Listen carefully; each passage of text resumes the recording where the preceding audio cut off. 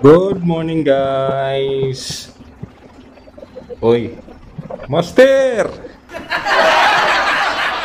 Plancha operator man. Ang galing ni Master, sanay na sanay magplancha. Wow! Alam nyo kasi guys, isa sa mga tips sa matiwasay na buhay may asawa ay ito.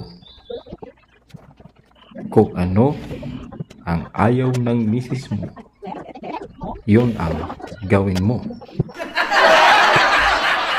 Kung ayaw niyang maglaba, ikaw ang maglaba.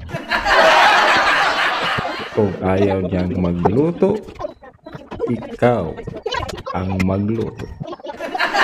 Kung ayaw niyang magplancha, ikaw ang magpla-plancha. Pero,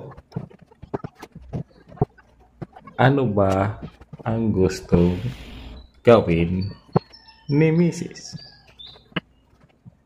Tingnan natin. Don't forget teachers. All of them, we call them as Yan. Si Mrs. naman, yung magre-review at saka tutulong sa paggawa ng mga assignments ng mga bata. Patas lang mga kapaster.